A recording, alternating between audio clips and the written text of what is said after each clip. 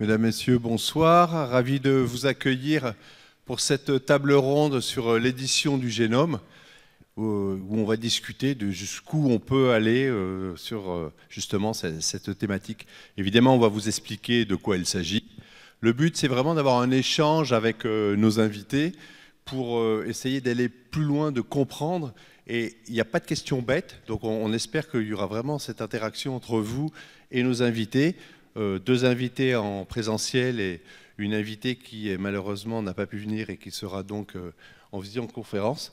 Mais au préalable, j'aimerais vous présenter, et je vous remercie d'être venu, Madame Françoise Janson, vice-présidente en charge de la santé et de la silver economy de la région Nouvelle-Aquitaine, également élue référente de la commission santé, formation sanitaire et sociale de Région de France. Je vous en prie. Merci beaucoup. Merci beaucoup de m'avoir invité déjà à dire deux mots ce soir à l'ouverture de cette table ronde. Vous priez de m'excuser parce que je n'ai pas pu venir ouvrir hier matin le début du colloque, dont je sais qu'il s'est donc extrêmement bien passé et je le regrette parce que je crois que des colloques de ce niveau-là à Bordeaux, il y en a beaucoup, mais que celui-là particulièrement était passionnant, très international. Et j'espère qu'il a apporté beaucoup sur le sujet. Alors d'habitude, quand on va ouvrir ce genre de table ronde, on a des petits documents comme ça, on vous a fait une note, et vous dites des trucs intelligents sur le sujet du soir. Là, je pense qu'il n'y a que vous qui pourrez dire des choses intelligentes sur le sujet du soir. Pour l'instant, je n'ai pas encore réussi à comprendre. Donc, en fait, dès le début, je m'étais dit que j'allais venir ce soir pour, de toute façon, essayer de comprendre de quoi il s'agissait un petit peu mieux. Et puis vous dire que si je suis ici ce soir, c'est que le Conseil régional donc, accompagne la recherche dans cette région depuis longtemps, y compris la recherche fondamentale. C'est une grosse partie du budget du Conseil régional. Hein, et depuis, je crois qu'en une vingtaine d'années, ça se compte en plus d'1 milliard, ce qui a été financé au niveau de la région pour la recherche, et en particulier dans cette université de Bordeaux, et avec les résultats qu'on voit aujourd'hui.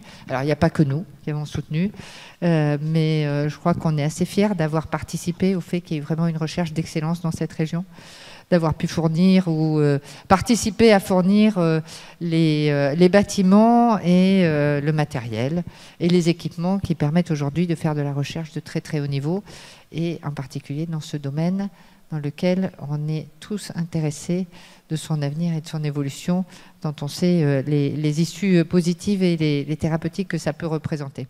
Voilà, c'était juste pour dire ces quelques mots. Je vous remercie en tout cas de m'avoir invité, et puis je nous souhaite à tous une excellente conférence.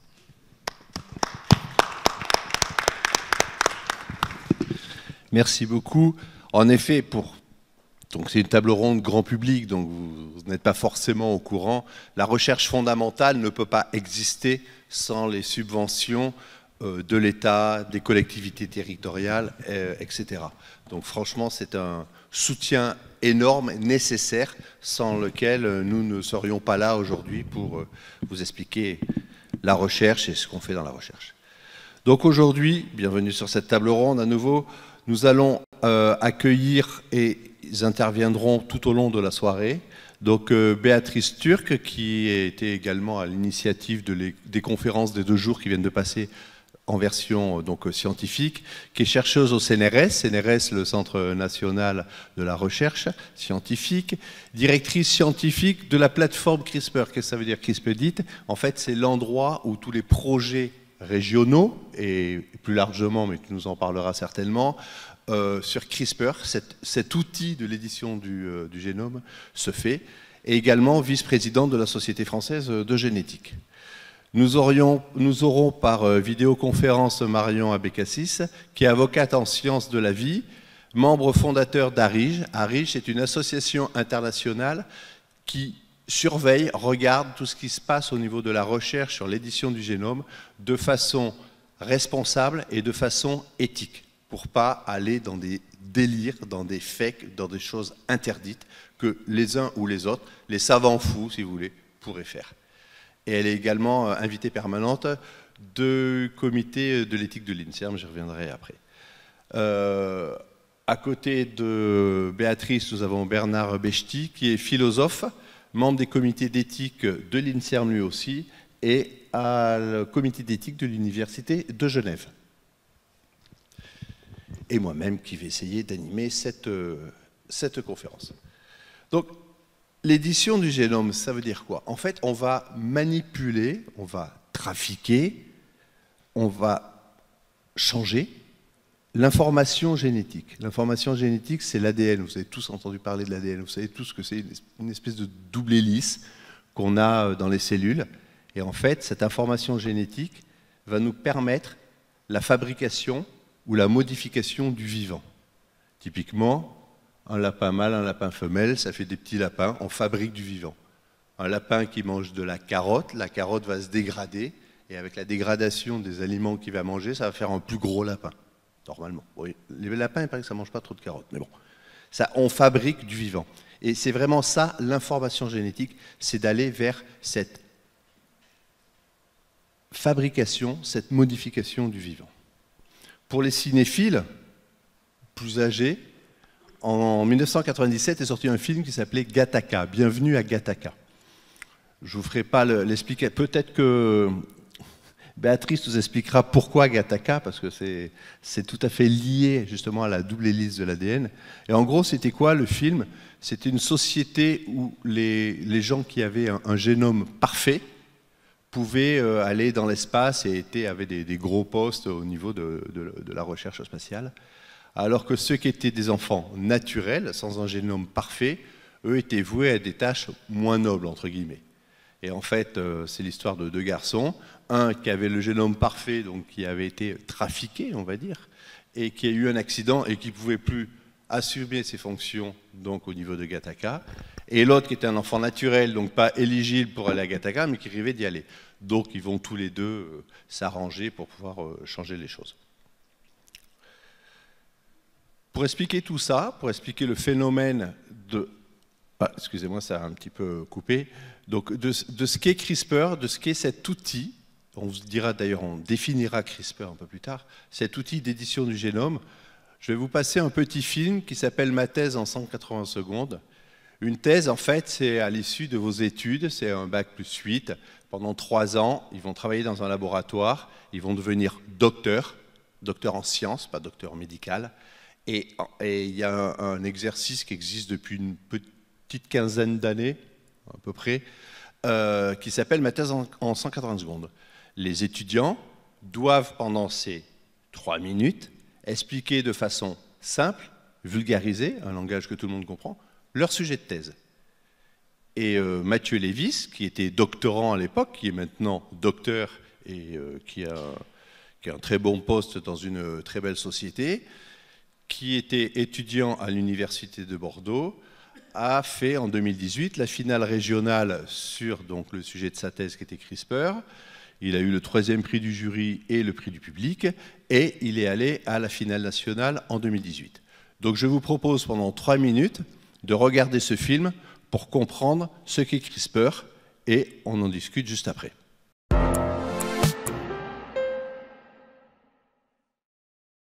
Je suis une leucémie, un cancer qui envahit votre sang et je ne fais que pousser, proliférer, prospérer. Sauf que lui, là, le thésard, avec sa blouse de scientifique, il cherche à me détruire. Il me bombarde de médicaments qui, malheureusement pour moi, font leur effet et me tuent. Mais de temps en temps, quand je suis au meilleur de ma forme, ces médicaments-là, ils ne me font plus rien. Je résiste au traitement et je continue à croître. Eh bien, c'est précisément dans ce cas de figure que Monsieur le Thésard va aller fouiller dans mon intimité cellulaire au sein même de mes gènes pour découvrir mes failles et mes faiblesses. Et il fait cela avec une technologie qu'il dit innovante. Une technologie qui peut un jour faire gagner le prix Nobel. C'est ça, ouais. La technologie CRISPR-Cas9. Et oui, en tant que chercheur, on pense que cette technologie peut un jour faire gagner le prix Nobel puisqu'elle a révolutionné la manière dont on fait de la recherche en génétique. CRISPR agit comme des ciseaux moléculaires hyper précis qui coupent l'ADN. Ok, Je m'explique. Je suis un être vivant, composé de cellules. À l'intérieur de chacune de mes cellules, il y a un noyau. Et dans ce noyau, il y a mes chromosomes, mon ADN, mes gènes. Connaissez-vous la longueur des molécules d'ADN d'une seule cellule si on pouvait les sortir, les dérouler et les mesurer? 2 mètres. Et CRISPR, notre paire de ciseaux génétiques, va pouvoir trouver une séquence d'ADN à couper qui est 100 millions de fois plus petite qu'un centimètre. Ça, c'est de la précision. Et c'est grâce à cette précision que dans le labo, je cible un gène que je découpe pour étudier sa fonction vis-à-vis de la résistance au traitement antileucémique. Ah ouais. Oui, mais toi, petit chercheur, tu n'as pas pensé au fait que moi, aux grandes cellules leucémiques, je ne possède pas moins de 25 000 gènes. Donc avec ton coupe-ongle imaginaire, comment vas-tu faire pour trouver la bonne cible? Bon courage. Ah ça, pour faire cette thèse, il en faut du courage, puisqu'au lieu d'utiliser un CRISPR pour étudier qu'un seul gène, j'ai utilisé des dizaines de milliers de CRISPR pour étudier tous les gènes du génome humain. C'est ce qu'on appelle un criblage génétique. Et grâce à ce criblage, j'ai identifié une 50aine de gènes qui pourraient aider à mieux te comprendre leucémie pour mieux te traiter. Car au final, c'est lorsqu'on comprend les maladies comme toi qu'on se donne les armes pour gagner cette guerre et un jour détruire tout type de cancer. Il serait temps, n'est-ce pas? Merci. Voilà, donc vous avez compris que Mathieu développait du CRISPR et il était en train de discuter avec un méchant cancer pour essayer donc de l'éradiquer. Il vous a dit également que cette technologie avait un grand avenir devant elle, puisqu'il pensait qu'elle serait certainement un prix Nobel. Il ne s'était pas trompé, puisque en 2020, le prix Nobel de chimie a été attribué à Jennifer Doudna, donc une américaine, et Emmanuelle Charpentier, une française, même si elle bosse en Allemagne et en Suède, par rapport justement à cette technologie, puisqu'elles font partie des personnes qui n'ont pas franchement découvert la technologie, on ne peut pas dire ça, mais par contre qui ont amené la technologie sur une utilisation sur des cellules humaines. Donc maintenant, vous avez compris un petit peu ce que nous a dit Mathieu. Ça a débroussaillé un petit peu les idées, désembrumé les idées. Mais maintenant, qu'est-ce qu'est vraiment CRISPR? Que veut dire CRISPR? Et à quoi ça sert et comment on l'utilise réellement dans le laboratoire? Donc pour ça, je vais laisser la parole à Béatrice, donc qui est la caution scientifique de la soirée. Bonjour. Donc je vais reprendre un peu et expliquer donc comme il dit, mais donc c'est CRISPR. En fin de compte, c'est CRISPR-Cas9. Et qu'est-ce que ça veut dire CRISPR-Cas9? Ça veut dire Clustered Regularly Interspace Short Palindromic Repeats, CRISPR Associated Protein 9. Vous n'avez pas besoin de retenir, retenez CRISPR, ça sera mieux. Mais je vous le traduis en français, c'est courte répétition en palindrome regroupé et régulièrement espacée, protéine 9 associée à CRISPR. Alors je vais essayer de vous donner quelques... Je peux te poser une question de suite là? Vas-y. C'est quoi un palindrome? Ah, un palindrome, c'est... je me souviens plus du jour. Je sais ce que c'est. C'est quoi notre palindrome classique que l'on a normalement? Palindrome, c'est un mot, une phrase qu'on peut lire dans les deux sens. Oui, mais le mot, il y a radar. Et kayak, voilà ça que Et puis il y avait même une phrase élue par cette crapule. Si on ne tient pas compte des accents, on peut le lire dans les deux sens. Ah, ça je ne savais pas. C'est d'actualité. Je ne vais pas m'avancer là-dessus. Donc oui, je me souvenais de kayak, moi, voilà. Donc maintenant, je vais vous donner quelques notions pour comprendre voilà, ce qu'on va essayer de vous expliquer. Donc, on a une... Je vais mettre mes lunettes. On a une cellule, donc une cellule. Dans la cellule, il y a un noyau. Dans ce noyau, il y a les chromosomes. Si les chromosomes sont faits quoi? D'ADN. Donc, c'est effectivement cette molécule-là qui est représentée d'ADN et qui a 4 lettres, GATC. Vous avez vu, il y a 4 lettres, GATC. Tout à l'heure, c'était bienvenue à Gattaca. Donc oui, on retrouve les mêmes lettres que dans le film. Voilà, c'était un petit clin d'œil, Gattaca. Et même, si on regarde, il y a aussi les appariements dans Gattaca. Mais c'était pour ça que ça s'appelait Gattaca. Ça fait très... Donc c'est ces 4 lettres, GATC. Et ces 4 lettres, c'est 3 milliards de nucléotides. Ça fait effectivement 2 mètres d'ADN. Si on le déroule, on a 2 mètres d'ADN. Et pour vous dire, c'est 100 000 fois plus fin qu'un cheveu. Donc c'est absolument tout petit. Donc dans ces 3 milliards de nucléotides, il y a 25 000 gènes. Alors je vous ai montré un exemple, parce que qu'est-ce que c'est un gène? Donc là, en orange, écrit en marron, mettons c'est un gène. Mais ces gènes sont entre. Il y a des séquences qui ne codent pas pour des gènes. On a un petit peu d'ADN entre qui aide sur la structure. Donc tout ce qui est en orange, et vous voyez, il y a les 4 lettres répétées de façon diverse. Donc ça commence GG, 3A, GG. Donc ça, c'est comme ça. Et ça permet de coder après nos protéines. Donc, et c'est très important, parce qu'on ne peut pas mettre, si on change un T en A, ben ce n'est pas la même chose. Ça ne veut pas dire la même chose, ça ne sera pas la même protéine. Donc maintenant, qu'est-ce que c'est une mutation, justement, si on mélange quelque chose? Donc là, je vous ai mis le gène, une partie, une fraction, du gène de la bêta-globine. Donc là, c'est très bien, et ça code pour des... Alors ça va permettre d'avoir des globules rouges bien ronds, parfaits. Si maintenant, le T, on le change en A, on appelle ça une mutation. Et les personnes qui ont, à la place du T, qui ont un A, ils sont atteints de drépanocytose, et alors ils ont des globules rouges anormaux qu'on appelle des globules rouges en fossiles. Donc vous voyez si c'est important, juste on change une lettre et on a une maladie. Donc on passe de globules rouges bien ronds à des globules rouges en fossiles. Il y a plus de 6000 maladies génétiques. Actuellement, il y en a, je pense, qu'une cinquantaine qui sont traitées. Donc il y a urgence quand même de travailler au niveau de juste une seule mutation. Et c'est quelque chose que l'on ne pouvait pas, enfin, que l'on pouvait faire, mais qui nous prenait des années et des années de travail.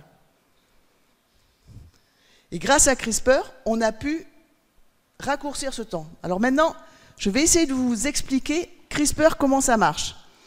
Donc là, si vous regardez, vous avez la double hélice d'ADN. Donc là, je vous montre. Là, c'est la double hélice d'ADN avec 2 brins. Donc vous avez un brin là et le deuxième brin là. CRISPR, donc il faut une protéine qu'on appelle Cas9, donc là qui est représentée en bleu, mais il faut, cette protéine elle va couper, mais elle va couper où?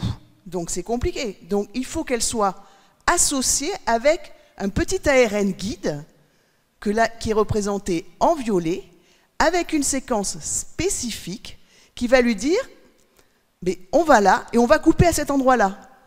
Donc le petit ARN guide avec la protéine Cas9 va être amené à ce niveau-là, et là c'est ce qu'on appelle les ciseaux moléculaires, ça coupe. Donc je vais vous montrer un petit film qui reprend là ce que je vous ai montré, mais c'est quand même plus joli en vidéo. Donc là vous voyez la protéine Cas9 qui arrive avec son petit guide, elle va chercher où est-ce qu'elle va se mettre, elle commence, l'ARN guide va se mettre près de va s'hybrider à la molécule d'ADN double brin, et hop, voilà, la Cas9 a coupé. Donc c'était juste pour que vous visualisiez bien. Donc maintenant, on a une coupure. Alors je vais essayer, parce que là, bon, vous dites comment nous on fait au laboratoire, en fin de compte, comment on sait au laboratoire. Donc je vous ai fait un petit schéma pour essayer de vous expliquer comment c'est au laboratoire, parce que bon, on n'a pas des ciseaux, on ne va pas trifouiller comme ça, c'est compliqué. Donc au départ, on part avec des cellules que l'on fait pousser, donc qu'on fait multiplier, et on fait multiplier ça dans des flasques qu'on appelle. Donc là, vous avez, c'est le milieu qui nous sert à faire pousser nos cellules, mais là on a nos cellules qui poussent. Et quand on veut faire une expérience CRISPR, donc on va prélever avec une pipette, de façon stérile, donc bien sûr avec des gants, on va pipeter dans cette flasque un petit peu de cellules que l'on va mettre sur un portoir, dans quelque chose qui est un peu plus petit, donc dans un tube, donc on va mettre déjà nos cellules.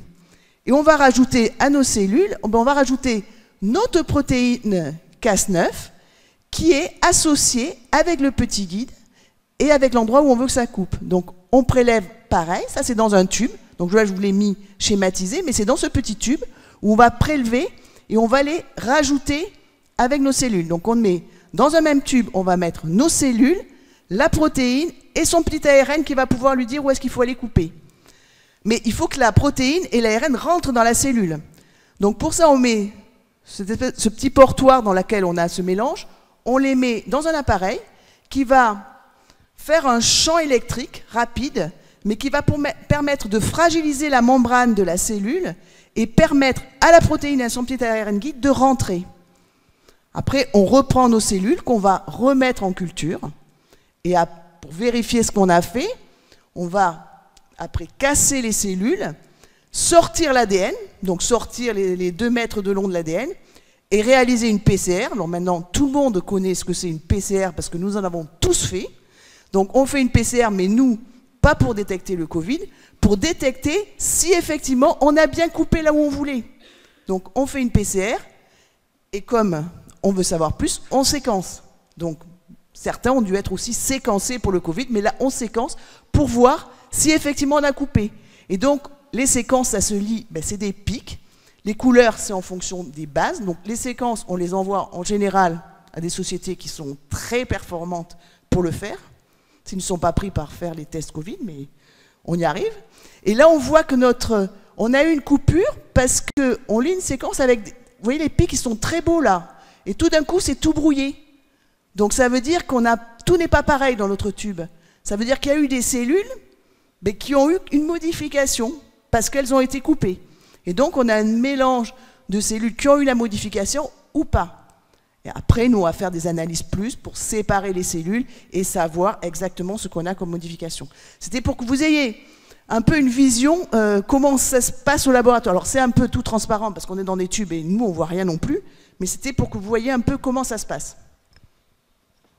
Merci. Je pense que c'est beaucoup plus clair. On a compris comment ça fonctionnait au niveau biologique et au niveau du labo. D'ailleurs, là, je vois qu'il y a le mot ARN guide.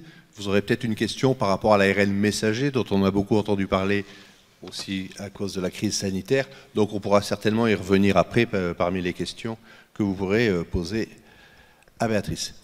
Donc, maintenant, on a vu, donc, mutation, vous avez entendu, on va couper l'information génétique. Et on la coupe, et on fait quoi en la coupant? Ou on enlève des bouts, ou on rajoute des bouts, ou on change des bouts.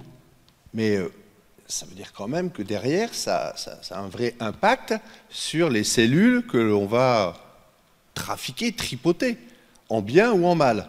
Et donc c'est vraiment ça que l'on va voir aujourd'hui. Donc on va en parler de façon philosophique avec Bernard, donc, de façon juridique, ce qu'on a le droit de faire ou de ne pas faire avec Marion, et avec nos 2 invités, puisqu'ils sont tous les 2 membres du comité de l'INSERM, qui est l'Institut national de la recherche en santé médicale en France. Donc quelques applications, je vous les ai listées comme ça rapidement. Donc il y a l'application qu'on peut faire en laboratoire, que l'on a vu, que Béatrice vient de vous donner. Il y a des applications agroalimentaires. Typiquement, je me rappelle, il y a 5 ans, on avait fait un congrès à Montpellier sur CRISPR, et un des fondateurs, un des découvreurs, Sylvain Moineau, disait « Si vous aimez la pizza, vous avez forcément déjà mangé du CRISPR ». Donc déjà, sachez que ce n'est pas quelque chose qui est très très très loin de vous.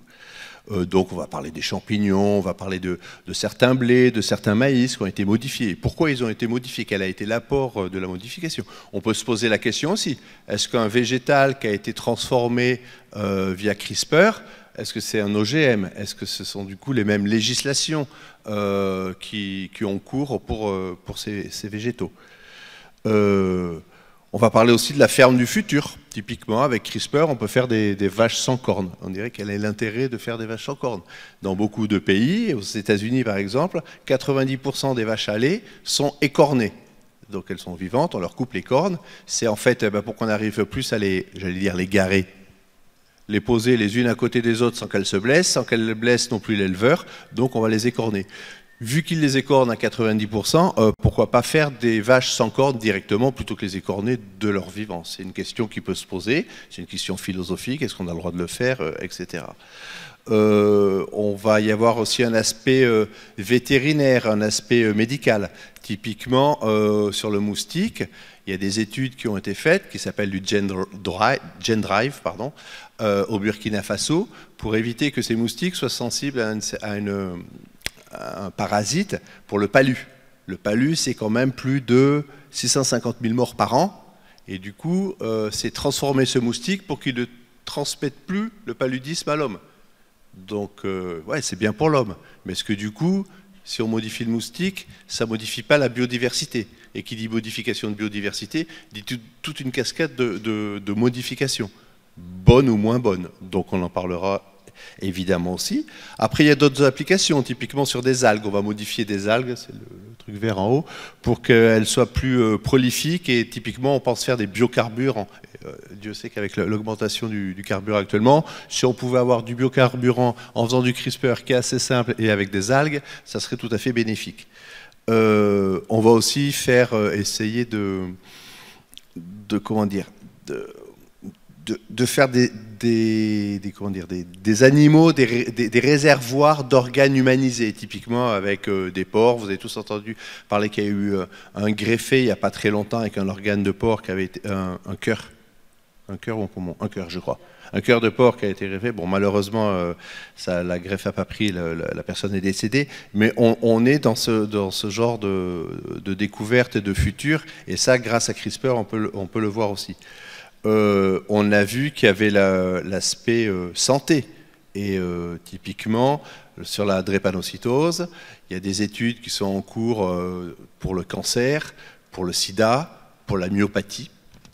Et après, ah oui, et l'autre que j'ai dit, en bas aussi pour la ferme, il y a des études qui sont en train de faire pour rendre la volaille, le canard, les poulets non sensibles au virus H1N1, à la grippe aviaire. Ce qui quand même aujourd'hui, apparemment dans la région particulièrement, est très important. Donc si grâce à CRISPR... Surtout dans le sud-ouest. Surtout dans le sud-ouest. Plus de canards du Gers. Oui, plus de canards, plus de magrets, plus de foie gras, c'est mal pour nous. Là. Donc heureusement que CRISPR est là. On va pouvoir protéger cette volaille contre cette maladie. Et après, il y a évidemment des applications qui sont beaucoup plus, on va dire, exotiques, enfin qui pourraient paraître plus exotiques, et on en parlera aussi, comme plus bizarre, typiquement, c'est ressusciter certaines espèces. On va vouloir retrouver, d'ailleurs, il y a un milliardaire, je crois, qui a commencé à le faire, à partir donc de... Il veut transformer des éléphants en mammouths, remettre les mammouths sur Terre. Bon, pourquoi pas. Le jeune homme que vous voyez là, qui a un regard un peu bizarre, lui, il s'est injecté quelques solutions de CRISPR parce qu'il voulait modifier ses cellules pour pouvoir voir la nuit. L'autre, avec son t-shirt de la NASA, il s'est injecté pour augmenter sa masse musculaire. Tout ça, c'est ce qu'on va appeler du do-it-yourself biology. Donc en fait, tu fais ta biologie toi-même, la biologie du garage, comme à l'époque, nos informaticiens inventaient le Mac et le Windows au fin fond de leur garage. Là, vous faites des propres expériences, ce sont des biohackers qui testent des trucs sur eux. Donc évidemment, il y a un réel danger à faire ça, mais en fait, ce danger est accessible très facilement, puisqu'aujourd'hui, vous pouvez commander des kits CRISPR sur Internet. J'ai relevé quelques chiffres en Do It Biology, c'était 150 $, ce qui n'était pas grand-chose quand même, en 2015. Aujourd'hui, pour moins de 50 $, vous pouvez commander un kit. Donc, c'est exactement ce que vous a expliqué Béatrice. Vous dites à la personne, voilà, moi je voudrais ça, ça, ça. Vous l'envoyez à un labo.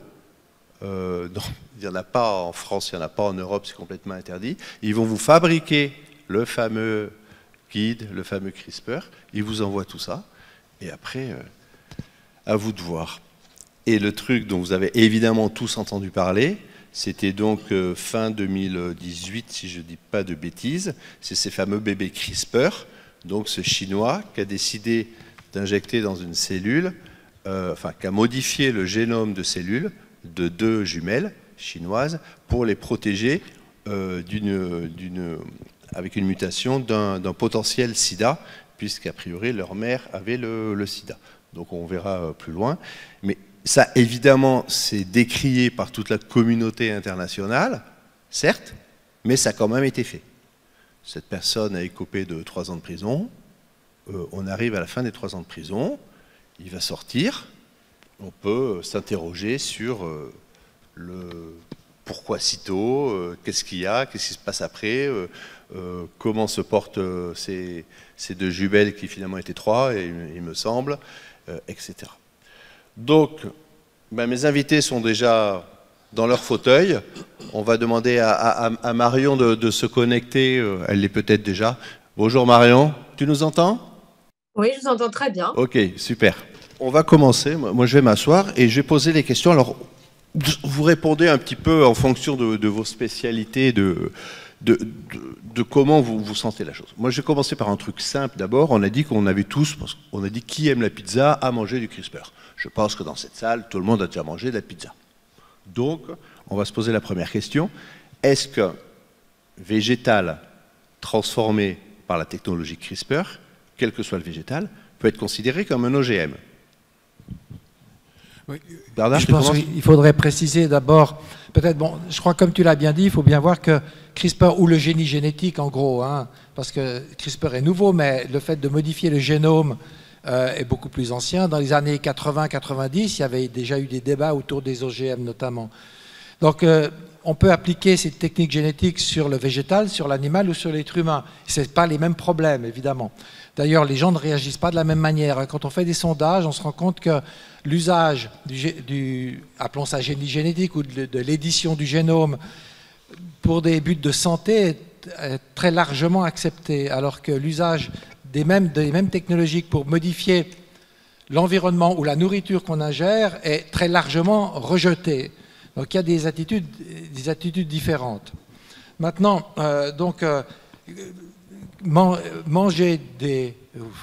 consommer des produits génétiquement modifiés, il y a longtemps qu'on le fait. Hein. Les animaux, alors, le font de manière massive, hein, en général, mais même l'être humain, parce qu'il y a beaucoup de colorants ou d'additifs alimentaires qui sont produits par des bactéries génétiquement modifiées et qu'on consomme. Ça, c'est pas quelque chose de nouveau.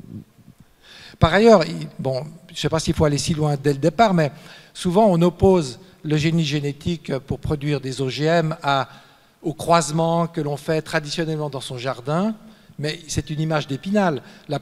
Une majorité des aliments que nous mangeons ont été obtenus par mutagenèse, c'est-à-dire par irradiation et par usage de produits chimiques pour casser les gènes. Ça s'est beaucoup fait après la dernière guerre mondiale. Donc c'est un assez vaste problème, cette question de la nourriture, mais qui n'a rien à voir, je le répète, avec l'usage médical, évidemment, pour l'être humain, peut-être plus à voir avec l'usage pour des animaux. Ok, très bien. Alors, moi, je peux vous préciser quand même pour les pizzas, parce que vous êtes tous inquiets. On mange du CRISPR dans les pizzas, mais qu'est-ce que c'est qu'on a mangé? Vous avez mangé, alors ceux qui mangent des pizzas avec des champignons, puisqu'ils ont produit par CRISPR des champignons dont maintenant vous les avez, parce que quand on les achète, avant ils noircissaient, maintenant ils ne noircissent plus. Donc voilà, nouveaux champignons, et ils sont mis sur le marché, et donc vous les avez. Mais il y a quand même un problème, c'est que ces champignons, ils ont été modifiés par CRISPR, mais est-ce que c'est un OGM ou pas? Parce qu'on n'est pas capable de tester s'ils ont été modifiés. C'est-à-dire que le contrôle des fraudes peut venir, ce qu'ils font habituellement, mais là, on ne peut pas savoir si ça a été modifié ou pas. Alors, c'est compliqué. Parce que... tu veux dire que la différence, un OGM, si on fait un test sur l'objet OGM, entre guillemets, on va savoir qu'il a été modifié, alors que par CRISPR, si on ne sait pas d'où il vient, on ne sait pas s'il a été modifié ou pas. Il y a des CRISPR, on peut savoir, mais il y a des CRISPR où on ne peut pas savoir. On ne peut pas savoir s'il existait avant dans la nature ou si on l'a modifié. On ne peut pas le savoir. Par les techniques scientifiques. Hein. Je pense que ce serait bien de demander à Marion sur ce plan-là, parce que du point de vue juridique, il y a une différence entre les OGM et les nouvelles techniques. Enfin, il y a une différence où il n'y en a pas. Je pense qu'elle peut nous expliquer. Justement, tout ça. Je voulais rebondir sur le côté juridique et s'il y avait des particularités qu'une entreprise devait avoir ou des dossiers qu'elle devait déposer pour pouvoir fabriquer justement un champignon OGM avant de le mettre dans sa pizza. Marion ? Bon, d'abord, à titre de disclaimer, donc moi je suis effectivement avocate en sciences de la vie. Et ma pratique, elle s'intéresse surtout à la santé humaine. Donc, j'ai quand même une compétence dans ce qui concerne l'agroalimentaire, mais qui est limitée. Donc, ça, c'est le premier disclaimer. À ce sujet, pour rebondir sur la remarque de Bernard, en fait, le droit est totalement une fiction. C'est-à-dire que la réalité scientifique, elle n'est pas forcément reflétée dans la réalité juridique. En réalité, le débat sur la qualification d'OGM du point de vue européen, il reste entier. On a eu des décisions de la Cour de justice de l'Union européenne qui semblaient nous inviter à, en dépit des conclusions du rapporteur en charge de l'affaire, à apprécier ces nouvelles techniques de modification du génome et les assimiler comme si le végétal ou en tout cas la plante qui a été produite à l'aide de ces techniques serait un OGM. Et ce qui conduirait à appliquer le régime qui existe aujourd'hui pour les aliments OGM, c'est-à-dire avec des demandes d'autorisation de mise sur le marché, avec un cadre très, très contraignant pour démontrer la sécurité de l'aliment pour la santé des hommes ou des animaux qui seraient amenés à le consommer. Toutefois, on comprend que ces sujets à évolution. Je sais par exemple que l'an dernier, la Commission européenne avait estimé dans un rapport que finalement la législation sur l'OGM n'est pas adaptée aux nouvelles technologies innovantes. Et on a aussi des forts lobbies en réalité qui sont à l'œuvre du côté des innovateurs et des ONG qui défendent la santé animale et humaine, si bien que les frontières sont assez brouillées. Moi, je pense qu'aujourd'hui, ce qui est très difficile pour le législateur, donc là, pour le coup, je vous parlais d'une directive OGM au point de vue européen. Donc, vous savez que le droit, il dépend de l'espace géographique dans lequel on se situe. Donc, en France, va s'appliquer la législation nationale française. Au niveau de l'Union européenne, on a là aussi différentes normes qui vont venir s'appliquer plus ou moins strictement dans les États. Et notamment, on a deux types de droits durs. On a ce qu'on appelle des directives, comme la directive OGM, qui vont ensuite être traduites par des législations locales. Et on a des règlements qui sont, eux, d'application directe. Donc, ce qui fait que dans un État donné, on va voir se superposer la couche de réglementation nationale et la couche internationale pour ce qui relève du droit européen. Et on a aussi encore d'autres séries de règles encore plus internationales dont on parlera plus tard quand on parlera de l'édition de l'homme. Le vrai sujet qu'on a aujourd'hui, c'est de se dire comment est-ce qu'on va réglementer les produits qui ont été génétiquement modifiés à l'aide de ces nouvelles techniques. Est-ce qu'on le fait relever de textes internationaux qui vont venir unifier les législations de ce point de vue-là? Par exemple, là, on parle d'agroalimentaire. La commercialisation de ces produits, évidemment, soulève des enjeux économiques majeurs, en plus d'être des enjeux de santé publique, éthique également.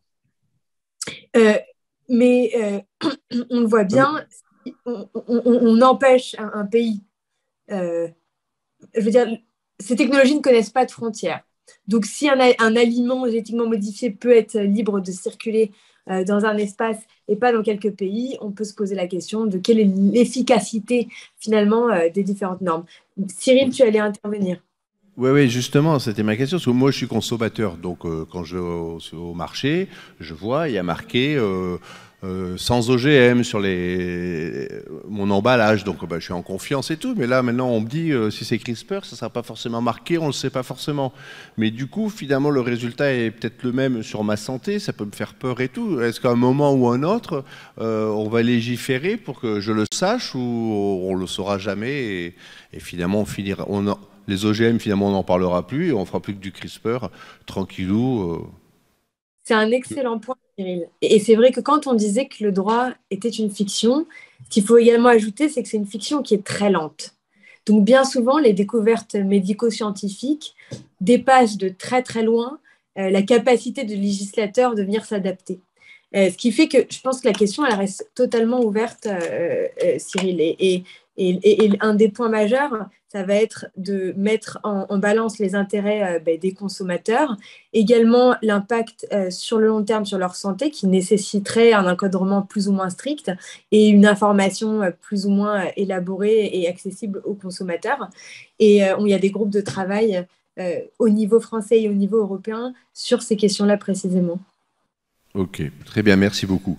Donc en fait, on va passer à un autre sujet que l'agroalimentaire, mais sachons quand même que bon, donc on va avoir des champignons qui meurent. Ah, il y a une question. Oui, vous n'hésitez pas à poser vos questions. Excusez-moi, j'ai pas regardé la salle. Tant que ça va à la question. Donc en gros, on a fait des champignons, on fait des saumons plus gros. Mais après, il y a des choses importantes aussi. On va faire du riz plus riche en vitamine A, qui peut avoir un vrai impact sur des populations qui justement sont en carence de certaines vitamines. On va faire du blé qui n'est pas porteur du gène de la maladie de cœliaque, donc du blé sans gluten. Du blé sans gluten. Donc en fait, il y a un autre impact positif. Il n'y a pas que cette peur que j'ai essayé de montrer tout à l'heure. Votre question? Oui, merci. Du coup, c'est par rapport à la législation. Est-ce que les aliments qui sont modifiés par CRISPR sont considérés comme des OGM au final ou pas? Parce qu'ils sont génétiquement modifiés, sauf qu'on n'a aucune preuve qu'ils sont génétiquement modifiés. Et du coup, légalement? Légalement, la définition d'OGM quelle que ressort la directive ne tranchait pas forcément la question, tout simplement parce que le législateur n'a pas anticipé toutes les techniques qui pourraient permettre finalement d'aboutir à la modification d'un gène. Pour l'instant, ce n'est pas défini finalement. Marion, il me semble que pour l'instant, c'est les mêmes directives qui s'appliquent. Oui, tout à fait. C'est ça. En fait, le point, c'est que la question a été soulevée auprès de la CJUE. Alors, comment interpréter la directive à la lumière des nouvelles techniques? Contre toute attente, la CJUE a eu une position extrêmement stricte. C'est-à-dire en disant, dans le doute, finalement, la directive OGM s'applique. Maintenant, on voit qu'il y a des mouvements en présence. Et alors là, j'arrive vraiment aux frontières de ma compétence parce que c'est des questions qui sont extrêmement évolutives. Moi, la dernière étape de mes connaissances, c'est qu'il y avait des rapports de la Commission européenne qui invitaient à se réinterroger. Et je comprends que la solution pourrait tout à fait changer, mais le point, c'est qu'on pourrait très bien imaginer qu'il y ait différents statuts qui soient applicables avec différents régimes. On peut préciser que CRISPR est qu'une des techniques de modification du génome parmi ces nouvelles techniques. Il y en a plus d'une vingtaine en tout cas. Et le problème, c'est la vérification. Enfin, comme vous disiez, il y a des cas où on ne peut pas savoir. Enfin, voilà. Si la personne triche en ne disant pas comment son aliment a été produit, c'est impossible, dans l'état actuel de nos connaissances, de le savoir. Ok, merci. Ok, pas d'autres questions sur le sujet. Donc on a fait l'alimentaire, on va passer à la ferme. J'essaie de suivre une trame un petit peu logique. Bon, la ferme, ça va être peut-être un peu plus anecdotique et tout, mais la question, ça va être, typiquement faire du lama avec plus de poils, donc pour avoir plus de laine, du coup, au niveau de la production donc, des éleveurs de lama. On va essayer de faire des poules avec des œufs sans allergènes, ça c'est pas mal aussi par rapport à la santé qu'il va y avoir derrière. Les vaches sans cornes, vous avez déjà parlé. Là, on pourrait peut-être se poser, alors aussi... Ouais, moi, je veux bien. Les vaches sans cornes, je veux bien intervenir.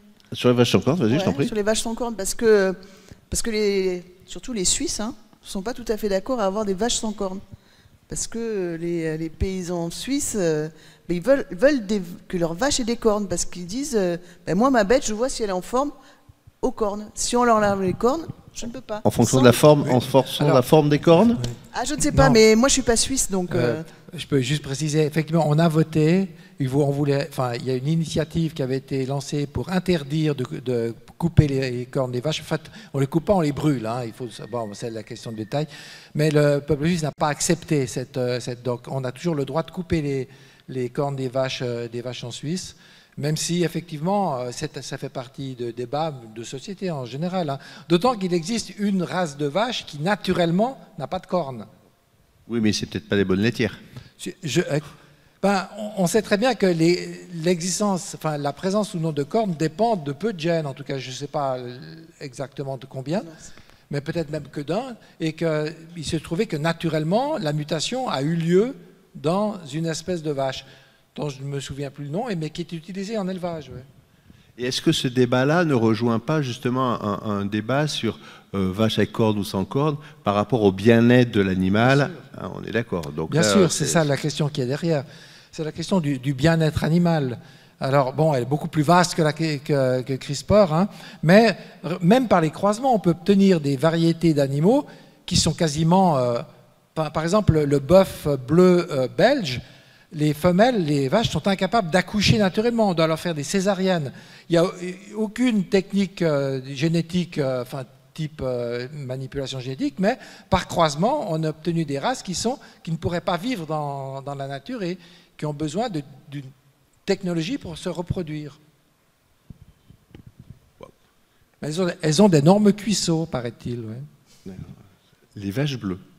C'est la bleue de Belgique, je crois. Là, je ne suis pas agriculteur, okay, je pourrais me tromper. Non, mais on en apprend tous les jours.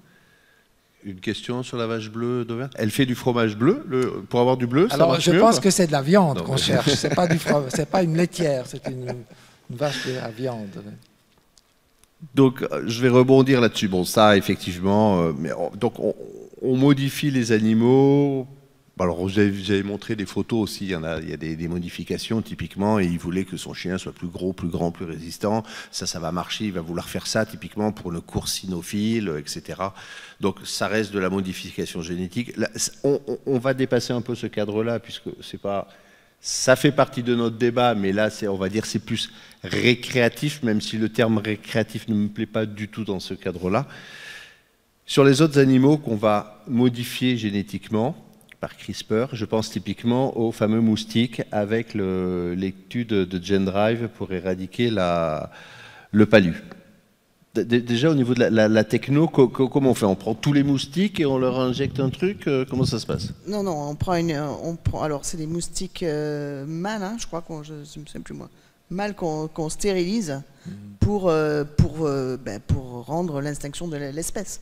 Et ça se fait en, je crois, 7 générations à peu près. Oui. Voilà. En 7 générations, on va éteindre l'espèce de moustique qui n'existera plus. Ah oui, mais il y a deux choses. Parce que ça, il y a deux études en fait sur les moustiques. Il y a celle-là dont j'ai entendu parler aussi. On élimine le moustique. Mais par contre, au niveau de la biodiversité, c'est bien. Elles vont manger quoi, les hirondelles? Là, c'est un problème. Moi, je juste la technique. Ouais. En 7 générations, on peut éliminer le moustique. Après, effectivement, la biodiversité est complètement bouleversée. Donc, on ne peut pas éliminer une espèce comme ça. Et alors, c'est ça qui m'étonne. On a été obligé d'attendre CRISPR pour rendre un moustique mâle stérile? On ne pouvait pas lui couper les... Avant, on utilisait des pesticides. On continue d'ailleurs avec les... on imprègne donc les moustiquaires de pesticides. C'est relativement efficace. Alors, c'est vrai que la question de la biodiversité se pose, mais il faut quand même, enfin je ne suis pas forcément un partisan, mais il faut dire qu'en termes d'extermination des espèces, on n'a pas attendu le moustique pour agir, malheureusement. La différence, c'est que là, on le ferait intentionnellement. Et qu'effectivement, quand on fait quelque chose d'intentionnellement, on se pose des questions qu'on ne se pose pas quand on n'a pas vu ce qui s'est passé et qu'on élimine une espèce sans qu'on s'en soit rendu compte. Parce que là, je suis bien d'accord. On va sauver 650 000 vies humaines par an, c'est d'accord, mais il y a une extinction d'espèces qui peut-être avoir des répercussions. Moi, ce que j'avais entendu, mais vous me dites si je me trompe, c'était pas qu'on voulait l'extinction d'espèces, on rendait le moustique non sensible aux pathogènes, aux parasites.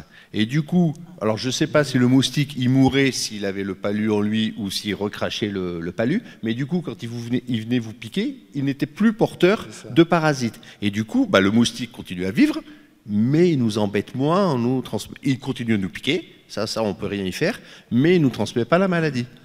Ce qui est aussi l'élimination d'une espèce, mais d'une espèce de parasite plutôt que d'une espèce de moustique. La biodiversité des parasites est aussi diminuée. Mais ce qu'on craint aussi, c'est que il se pourrait que le parasite se mette à parasiter d'autres moustiques, parce qu'évidemment, il ne se laisse pas faire. J'entends, on ne sait pas très bien. Bien sûr. Oui, j'ai vu qu'il y a une question. Oui, merci. Oui, c'est vrai qu'on peut éliminer au moins la maladie qui transporte, mais si on modifie le moustique, il restera de toute façon vecteur. Il va peut-être être vecteur d'autres maladies pour lesquelles il ne l'est pas en ce moment. Le moustique, c'est le vecteur, n'oublions pas. Et oui, c'est pour ça que les chercheurs, maintenant, ils veulent que le moustique n'aime plus l'homme, ne va plus piquer l'homme. Ça, c'est une bonne nouvelle. Voilà. Donc, Enfin, on va plus piquer les femmes que les hommes, je sais pas trop encore. Non. Égalité. Enfin, voilà, non, ça c'est voilà, c'est une nouvelle. J'ai vu que c'était un nouveau projet qui pour éviter qu'on nous pique. Il piquera les chiens, les chats, je sais pas. Des questions dans la salle? Marion, bon, au niveau législatif, je pense sur le moustique, il n'y a pas grand-chose à dire. En réalité, j'allais dire, je vais repartir d'une phrase que j'entends souvent dans des conférences au sujet de CRISPR ou l'édition du génome. On me demande souvent, mais attendez, qu'est-ce qu'on attend pour réglementer cette technologie? Comment ça se fait qu'on peut l'utiliser de façon aussi libre? La réalité, c'est qu'il existe plein de réglementations qui ne s'attachent pas forcément à la technologie en elle-même, mais qui, quelque part, viennent encadrer plus ou moins strictement en fonction du pays dans lequel on se situe, maintenant vous l'aurez compris, son utilisation.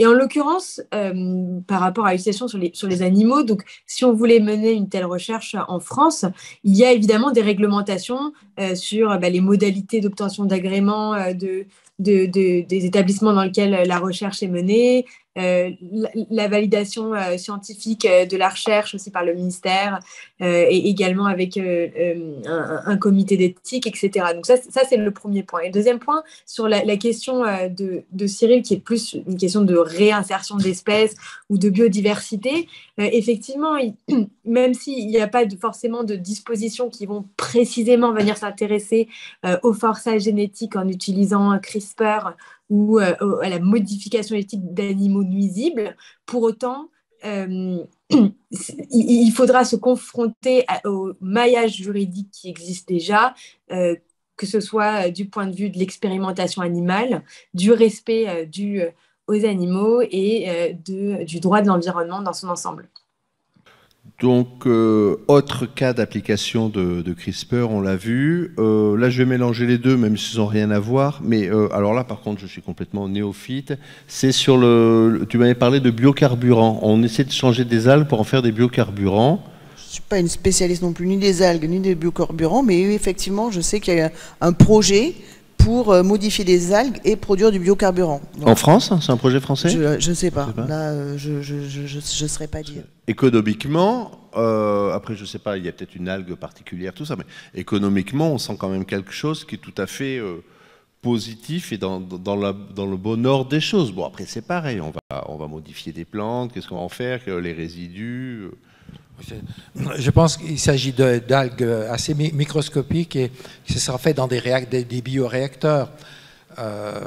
Voilà, donc, enfin, moi je ne suis pas spécialiste non plus, mais c'est de ce côté qu'on va. Il y a on utilise plein d'algues ou d'autres, ou de levures ou de bactéries pour produire des molécules qui intéressent l'être humain. Hein. On va parler de la médecine sans doute après, mais on utilise des modifications génétiques de bactéries pour produire de l'hormone de croissance, notamment. Oui, c'est l'OGM qui est le plus, qui n'est pas controversé, celui-là, parce que ça nous arrange. Alors, autant on controverse le maïs OGM, on a peur comme tout, mais que l'hormone de croissance que l'on donne soit produit par des bactéries, ça choque personne. Non, mais c'est bien, parce que c'est exactement ça que je voulais entendre, vu qu'au début, on se demandait s'il y avait une vraie différence, si ça choquait. Là, on tombe sur le gentil OGM. Si je peux en rajouter quelque chose. Bon, dans le domaine de ce qu'on appelle la thérapie génique, bon, là, ce n'est pas de la thérapie génique, mais on utilise. Mais il faut quand même distinguer la thérapie génique somatique de la thérapie génique germinale. C'est-à-dire qu'il n'y a généralement pas d'opposition dans le public pour la thérapie génique somatique, c'est-à-dire que où on modifie génétiquement des cellules d'une personne déjà née, où on utilise des produits dérivés pour la santé.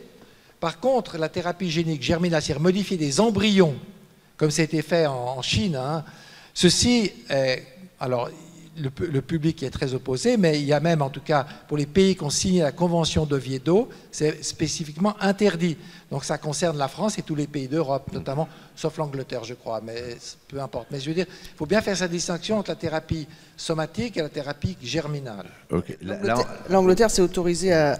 J'espère que je ne dis pas de bêtises, une avocate. L'Angleterre, je pense que c'est autorisé au niveau recherche, mais on n'a pas le droit de réimplanter des embryons, bien sûr. Bon, là en une phrase, tu as dit 4 mots qui étaient mes transitions suivantes. Donc, on va sauter le petit paragraphe sur l'humanisation de certains organes, on y reviendra après, puisqu'on en a parlé, on a vu que c'était possible, et là on va parler sur le purement santé. Justement, ma question, tu viens de parler des bébés CRISPR, donc on a vu qu'on pouvait soigner des maladies, où on essaie de... Il y a des choses qui avancent pour soigner des maladies, on a parlé rapidos en introduction, on va détailler le sida, l'hémiopathie, les cancers, la drépanocytose, et d'un autre côté, on nous dit les bébés CRISPR, c'est pas bien. Donc, et tu as dit ce qu'il fallait dire, le somatique et le germinal, je pense que là, il va falloir détailler un peu plus et vulgariser ce que vous dites par rapport à somatique et germinal, et pourquoi l'un est bien, considéré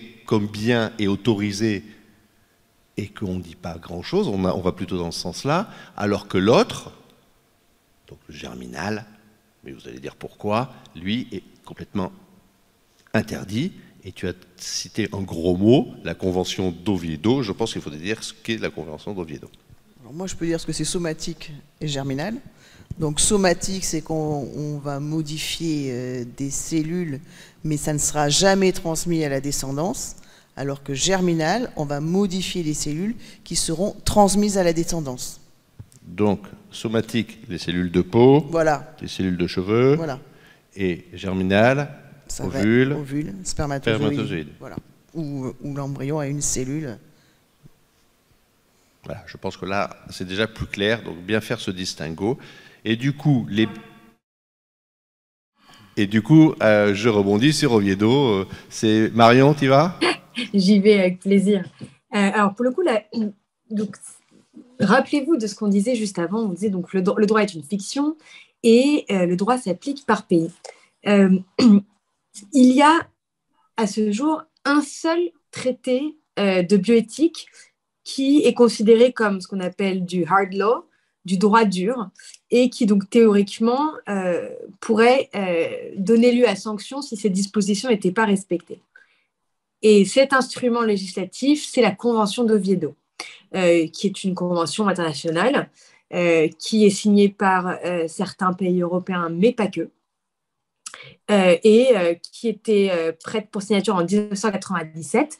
Mais pour qu'elle soit opposable dans les pays concernés, encore faut-il que, un, il la signe et deux, il la ratifie. D'ailleurs, pour la petite anecdote, c'est drôle parce que la France faisait partie des pays qui ont le plus contribué à la rédaction de cette convention. D'ailleurs, la rédaction de ces articles rappelle pour certaines parties des articles de législation française, mais on a énormément tardé à la ratifier, notamment sur des sujets ayant trait à la recherche sur embryons. Et donc, cette convention, et dont d'ailleurs pour laquelle je confirme que l'Angleterre ne l'a ni signée ni ratifiée, de fait qu'elle n'est pas opposable là-bas, a un article 13. Et cet article 13 interdit la modification des cellules germinales chez l'homme. Et c'est intéressant de se dire que finalement, assez tôt dans le temps, on s'est accordé avec les pays qui ont signé et ratifié cette convention, on s'est accordé pour dire qu'il n'était pas souhaitable de modifier les cellules germinales à ce stade chez l'homme. Mais à l'époque où ça a été introduit dans la Convention, de toute façon, on n'avait pas forcément les outils techniques pour y parvenir. En tout cas, pas à aussi faible coût, aussi efficacement et aussi rapidement qu'avec des techniques comme CRISPR. Ce qui fait que la question de l'opportunité de cette disposition, elle se repose tout à fait aujourd'hui. Donc en France, par exemple, donc c'est un pays qui a ratifié, je le rappelle. On a même de toute façon un article précis du Code de la santé publique qui l'interdit de surcroît. Donc on est vraiment ceinture bretelle en France. Mais les questions qui vont agiter aujourd'hui les experts et les patientes, c'est de se dire mais quid si on est capable de soigner, par exemple, un embryon dont on sait qu'il est porteur d'une maladie qui est incurable, qui ne peut pas, donc autrement, une maladie grave, etc. Est-ce qu'on ne devrait pas, dans certains cas, pour des visées thérapeutiques, permettre cette modification germinale? Et ça, c'est une question qui n'agite pas que les experts scientifiques, n'agite pas que les experts juridiques, mais encore les experts et toute la population en réalité en bioéthique. Où est la frontière avec l'eugénisme? Ah oui, mais ça c'est une grande question. Alors si vous regardez Bienvenue à Gattaca, que j'encourage fortement à voir ce film, c'est un des grands sujets, l'eugénisme, avec le sujet aussi de la discrimination.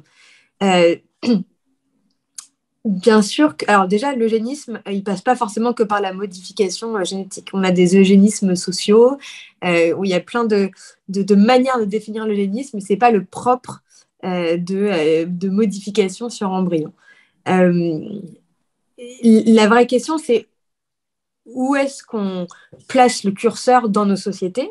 C'est-à-dire, qu'est-ce qu'on est prêt à accepter parce qu'on considère que ça apporte suffisamment de bénéfices à la société, donc par exemple en termes de santé publique, en termes d'intérêt de l'enfant, aussi en mettant en balance des valeurs éthiques comme l'autonomie, la bienfaisance, versus mettre suffisamment de garde-fous pour empêcher de potentielles dérives qu'on n'estimerait pas souhaitables dans nos sociétés. Donc, c'est en cela que je trouve qu'il est très tricky de poser la question de l'eugénisme, Cyril, parce que en réalité, il y a plein de types d'eugénisme, et je pense que la réelle question, encore une fois, c'est qu'est-ce qui est souhaitable ou pas dans nos sociétés. Et également pour l'anecdote, mais ce qui est une question réelle, quand les décideurs publics se sont interrogés aussi sur cette modification du génome, outre les questions d'effets sur le long terme, d'effets sur la santé humaine, etc. Il y a une vraie question de quid si jamais on crée quelque part une nouvelle race d'êtres humains, des questions également de justice. S'il y a une certaine partie de la population qui a accès parce qu'elle a les moyens de le mettre en place, et versus l'autre partie de la population qui ne le peut pas et qui favoriserait l'écart entre les différentes parties de la population, qui ne seraient plus écarts seulement socio-économiques, mais également peut-être un jour biologiques. Est-ce que là, justement, on se dit, tiens, pour éloigner une maladie, on va parler, si on a le temps, d'organes humanisés. Est-ce qu'on n'est pas en train d'essayer de se prendre un peu pour Dieu, pour un Dieu, pour essayer donc de faire l'homme, notre future génération, à notre image, un petit peu? Oui, ici on est dans une ancienne église, hein, donc se prendre pour Dieu, peut-être que c'est approprié, je ne sais pas, mais blague à part, d'abord, je crois une précision, enfin, je suis presque sûr, Marion me contredira si je me trompe, mais CRISPR, on ne peut pas l'utiliser en thérapie génique, mais une thérapie, justement, c'est soigner un être déjà existant, mais dans la recherche, on peut utiliser CRISPR sur les embryons surnuméraires qui sont donnés à la recherche. Pas en France. Il n'y a pas d'implantation. S'il n'y a pas d'implantation. Mais en France, pas du tout. Implantation ou pas, on n'a pas le droit de faire de la recherche sur les embryons, même surnuméraires. En Angleterre, c'est s'il n'y a pas d'implantation, mais en France, pas du tout. Alors écoutez, je vais vérifier tout de suite ce point parce qu'il me semble que justement dans le Code de la santé publique, vous avez peut-être une zone grise quant à l'articulation de certains articles entre eux. Il faut que je revérifie parce que, comme vous le savez sans doute, il y a la nouvelle loi de bioéthique qui a été adoptée l'an dernier et qui modifie beaucoup le chapitre du Code de la santé publique sur la recherche sur embryons. Mais quoi qu'il en soit, toutes les recherches sur embryons doivent être validées. Il doit y avoir un protocole scientifique. On a un comité de protection des personnes qui va regarder l'intérêt de la recherche et qui va devoir valider. Donc, de toute façon, ce qui est certain, c'est qu'on ne peut pas faire n'importe quoi comme on le souhaite dans son laboratoire de garage. Mais est-ce que du coup on ne se rapproche pas justement de ce qu'il y avait à une époque, il y a une quinzaine d'années, quand on voulait utiliser les cellules souches embryonnaires humaines, où du coup là on pouvait, à fin de recherche, mais il y avait tout un protocole à respecter. Est-ce que là l'utilisation de CRISPR sur embryons ne suivrait pas un petit peu le même cheminement? Et est-ce que ça a été revu justement dans cette fameuse révision de la loi de bioéthique dont on nous parle depuis 2-3 ans? Mais déjà, en plus, ce qui est intéressant, c'est qu'on voit que la recherche sur embryon, elle a beaucoup évolué d'un point de vue juridique. Dans les premières lois de bioéthique, on avait vraiment un principe d'interdiction qui se transforme peu à peu dans un régime, et je parle de recherche en général sur embryon, un régime d'autorisation contrôlée. Et pardon, Cyril, si tu peux reposer ta question, c'est par rapport à la nouvelle loi de bioéthique. Oui, sur la loi de bioéthique, puisque donc elle a été beaucoup révisée. Bon, je sais qu'il y a toujours un problème, c'est que la loi de bioéthique, enfin comme beaucoup de lois, elle est révisée. La révision est beaucoup plus lente que l'avancée de la technologie. Donc à chaque fois, il y a un train de retard. Et du coup, est-ce que CRISPR fait partie des termes, des notions qui ont été abordées dans cette révision, au même titre que la PMA et que tout ce qui est le DNPI et les autres sujets? Bon, là, on parle de CRISPR aujourd'hui, donc... Modification du génome. Donc, je vous retrouve l'article de la santé publique. Peut-être que je peux laisser la parole en attendant à Bernard pour avoir sa vue philosophique sur ces sujets de recherche sur embryons. Mais en fait, si vous voulez, le législateur, encore une fois, il n'est pas là pour refléter exactement ce que fait la science, mais pour l'encadrer. Et évidemment que dans les débats parlementaires, CRISPR a été extrêmement présent. Il y a eu des commissions parlementaires qui se sont réunies et qui ont auditionné un certain nombre d'experts, et notamment des experts du comité éthique de l'INSERM que Bernard connaît bien, et ce qui leur permet de pouvoir essayer d'anticiper l'utilisation de ces techniques. Maintenant, vous ne trouverez jamais le mot CRISPR dans le Code de la santé publique. Bien sûr. Bien sûr. On a une question dans la salle et après tu pourras certainement répondre Bernard à la question et du coup rebondir sur ce qu'a dit Marion. Oui, c'est encore moi, désolée. Alors, c'est pas vraiment une question, là c'est un commentaire par rapport aux modifications somatiques ou germinales. Moi, je voulais ajouter pour le public, en fait, que les modifications germinales, le problème, c'est que ça va être transmis à toutes les générations qui sont après. Et du coup, penser qu'on peut créer un homme parfait sans, par exemple, les mutations de la drépanocytose, parce qu'on a vu que la drépanocytose, ça pouvait conduire à une maladie et qu'on meurt de cette maladie. Mais en fait, les mutations de la drépanocytose, je trouve que c'est un super exemple, et en plus, vous avez parlé des moustiques, c'est que cette maladie-là, on a besoin de 2 versions mutées pour être malade. Par contre, si vous avez une version mutée, vous n'êtes pas malade du tout. Et en plus, si vous avez une version mutée, ben vous avez un avantage par rapport aux gens qui ont 2 versions sauvages. Parce que justement, par rapport... Sauvage, ça veut dire non muté. Non muté, voilà. Parce que les gens qui sont avec juste une petite mutation et du coup pas malades de la drépanocytose, eh ben, ils ont un avantage, c'est qu'ils ne peuvent pas attraper le paludisme. Donc en fait, si on s'était débrouillé pour enlever cette mutation, drépanocytose, pour que plus personne n'ait cette drépanocytose, eh bien, il y aurait beaucoup plus de gens qui mourraient du paludisme. Donc en fait, il faut faire super attention, et c'est pour ça qu'on n'a pas le droit de manipuler le germinal, et je pense que c'est une très bonne idée de ne pas le manipuler, parce qu'on ne sait pas si ces mutations, un jour, ne vont pas nous aider à être résistants à autre chose. Et quand, par exemple, on parle du Covid, il y a maintenant des études du génome qui sont faites et qui montrent qu'il y a des personnes qui sont plus sensibles au Covid et qui en meurent du coup, parce qu'ils ont certains gènes particuliers, alors que d'autres, enfin des versions des gènes particulières, alors que d'autres ont peut-être des allèles mutés pour quelque chose qui fait qu'ils sont résistants au Covid, justement. Donc il ne faut pas s'amuser à modifier... Il ne faudrait pas dire mutés, parce que ceux qui sont résistants, ils vont s'inquiéter, ils vont dire « Oh là là, moi je suis muté », non. Ils ont des allèles différents, on va dire. Des allèles pour différents. pas qu'ils s'affolent, qu'ils ne croient pas qu'ils soient malades, voilà, parce qu'ils n'ont pas encore attrapé le Covid. Voilà, des versions différentes. Donc voilà, il faut vraiment ne pas s'amuser à se dire bah, ça c'est un mauvais allèle et une mauvaise version et l'enlever. Voilà, donc c'est un commentaire pour expliquer ça. Et vous avez raison pour la drépanocytose, mais il existe d'autres maladies monogéniques qui sont vraiment terrifiantes. La maladie de Huntington, la maladie de Tay-Sachs, de Leschner, enfin, il y a toute une série, on a dit qu'il y en avait 6000. Hein.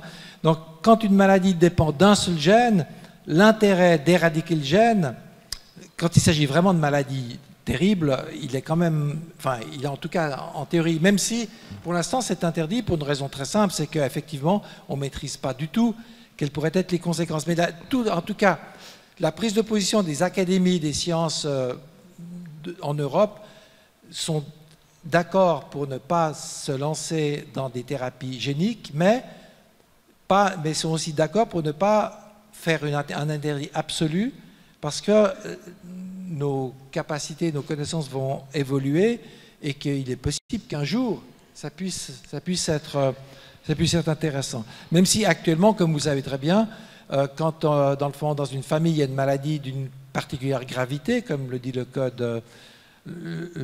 code civil français, eh bien, on fait une fécondation in vitro et on élimine les embryons qui sont porteurs de la maladie. C'est beaucoup plus efficace et beaucoup plus simple, d'une certaine manière, que de faire la thérapie génique. Et là, excusez-moi, justement dans ces embryons, on n'a pas le droit d'enlever ceux qui sont hétérozygotes, donc qui ont une version malade. En France, mais pas en Belgique, par exemple. Ouais. Ouais. Mais bon, là, on parle pour la France, et moi, je trouve ça bien, en fait, qu'on n'élimine pas ceux qui sont porteurs, puisque de toute façon, eux ne seront pas malades, mais moi, je trouve que c'est vraiment important de garder notre diversité au niveau de l'espèce humaine, puisqu'il y en a qui... Enfin, moi, je trouve que c'est la force de l'espèce humaine d'avoir cette diversité. Voilà. Juste peut-être... Alors, on avait parlé de l'eugénisme avant. D'ailleurs, disons, le fait d'éliminer des embryons, ça a aussi été accusé d'eugénisme. Moi, je pense qu'il faut éviter d'utiliser ce terme, qui est un terme qu'on utilise simplement maintenant pour condamner une pratique sans en donner vraiment les raisons. Alors, si vous voulez en savoir un peu plus, il y a le CCNE qui vient de dernier avis du CCNE, c'est sur l'eugénisme, donc le Comité consultatif national d'éthique, et le prochain avis, un des prochains avis du Comité d'éthique de l'INSERM sera aussi sur l'eugénisme, alors lié aux embryons.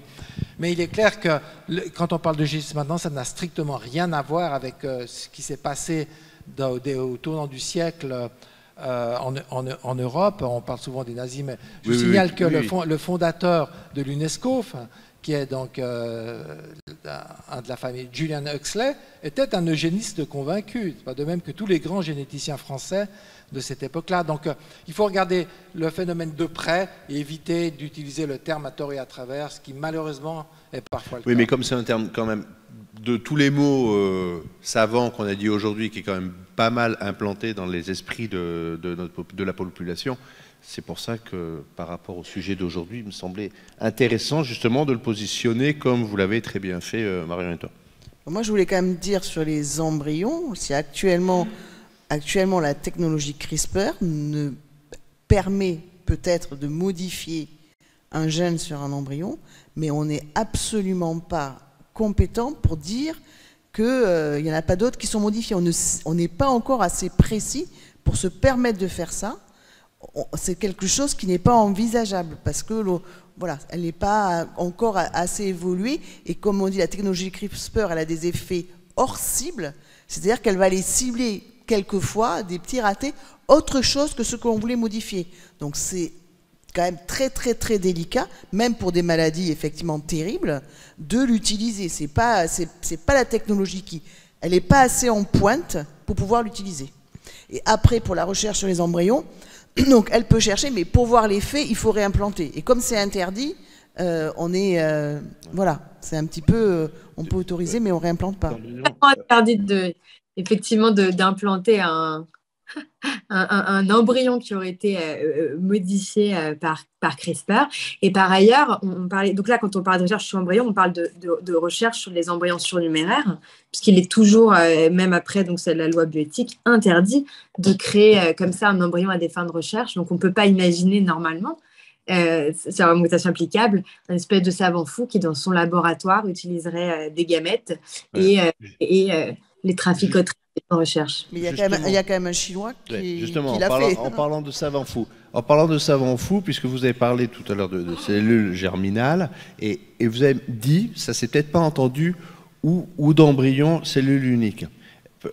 Peut-être qu'il faudrait expliquer, donc on a une conférence grand public, pourquoi un embryon cellule unique ou un embryon avec plus de cellules, si on fait de la recherche dessus, c'est pas le même impact.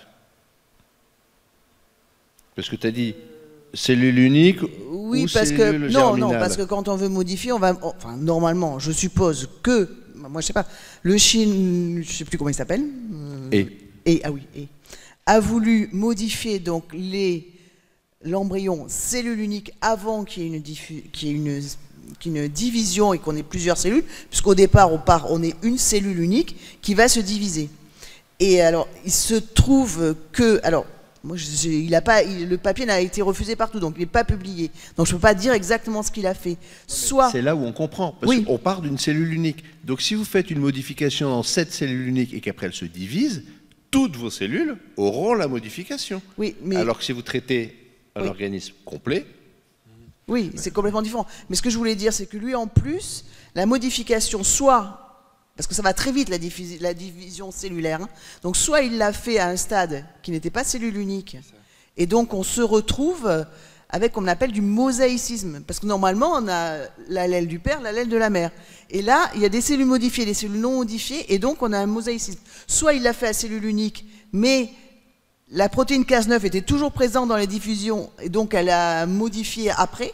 Soit il l'a fait à un stade un peu tardif. Et alors là, c'est encore un autre problème que simplement avoir modifié. Et sans parler que ça a pu toucher des gènes en dehors. Mais rien que ce gène modifié comme ça a été fait, on ne sait pas parce que ça n'existe pas dans l'espèce humaine du mosaïcisme. Et on a des nouvelles des deux jumelles là, elles sont vivantes, elles sont en bonne santé? Enfin, j'en ai pas des tout à fait récentes, mais elles étaient en bonne santé en tout cas. On n'avait rien remarqué de particulier, mais elles ont 3-4 ans pour l'instant. 3 ans, ça fait 3 ans qu'il est en prison. Ouais. Oui. Bon, oui. Il sort C'était le dans congé les paternité. semaines. Oui. Maintenant, il faut quand même voir que s'il a fait cette expérience, il ne l'a pas fait sans autorisation. Hein. Je pense que le gouvernement chinois joue un drôle de jeu sur cette question-là. Mais bon, on fait pas. On est sur l'éthique CRISPR. Voilà, on n'est pas pour la politique internationale. Il y a une question. Ouais, moi, j'ai un commentaire sur ça parce que bon, ces bébés, ça a vraiment été des cobayes en fait. Et là, d'ailleurs, on en parle et on va en parler pendant toute leur vie. Et elles vont être scrutées par le monde entier. Qu'est-ce qu'elles vont devenir? On va leur faire des prélèvements, savoir qu'est-ce que ça a touché d'autres. Du coup, au-delà des aspects médicaux, c'est terrible de transformer ces enfants en cobayes, Elles vont pas avoir animaux la même de laboratoire. Elles ne vont pas avoir la même vie que les autres petites filles du même âge dans le même pays. Un point, moi, que j'avais trouvé assez notable, c'est que quand il y a eu cette annonce qui a été faite en 2018, ça a choqué évidemment la communauté scientifique internationale qui a été donc la première à être informée lors du Human Genome Summit. Et en réalité, du Summit on Human Genome Editing. Et en réalité, on voit vraiment que dans la communication, en tout cas par les médias et le gouvernement chinois, il y a eu vraiment une espèce de... On est tombé d'un coup dans un autre paradigme où au début on avait l'impression qu'ils étaient très fiers de la technologie, mais après finalement la réaction de la communauté internationale, ils se sont joints finalement à ces réactions-là en disant finalement que c'était une violation du droit chinois. Alors ça c'était assez intéressant parce que là encore je suis pas du tout experte en droit chinois, mais en fait ils se sont servis de fondements qui étaient un peu à côté de la question, c'est-à-dire est-ce que ce professeur avait une licence pour exercer à ce moment-là, ou alors ils ont estimé qu'il y avait aussi une violation de la ligne éthique à laquelle la communauté académique adhère, donc des notions un peu floues, puisqu'évidemment donc la Chine, pour information, n'est pas signataire de la Convention d'Oviedo et n'a pas le même cadre réglementaire qui peut exister par exemple en France. Et donc c'est sur ces fondements-là qu'ils ont intenté une procédure contre le docteur et qui a été à la suite emprisonné et je crois soumis à une très forte amende. Effectivement, des questions subsistent et celles que Bernard soulevait, savoir mais dans quel cadre quand même cette recherche a été menée, avec quel fonds, avec quelle autorisation, avec l'implication de quel autre professionnel, puisqu'on ne peut pas imaginer que le docteur ait été absolument seul dans cette initiative. Je crois que par la suite, il était question en Chine d'un projet de loi qui viendrait encadrer plus strictement. Ce serait intéressant d'avoir une mise à jour à ce sujet. Est-ce qu'il y a eu effectivement un cadre mis en place et est-ce qu'il n'y a pas d'autres protocoles actuellement en cours et dont on n'a peut-être absolument aucune idée? Je vais intervenir parce que, bon, alors, je suis pas j'ai pas d'embryon.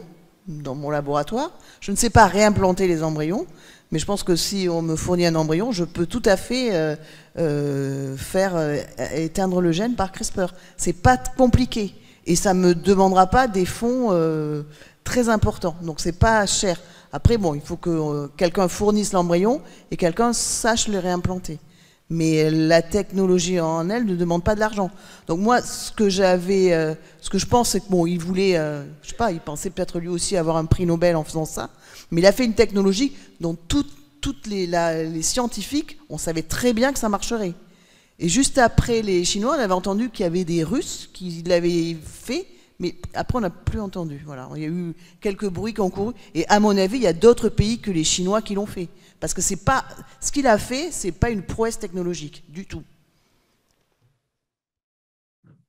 Mais je pense que c'était important de le rappeler. Merci beaucoup. Effectivement, que c'est une technologie à très bas coût. C'est ce qui fait justement un peu peur, parce que c'est bas coût, c'est relativement accessible.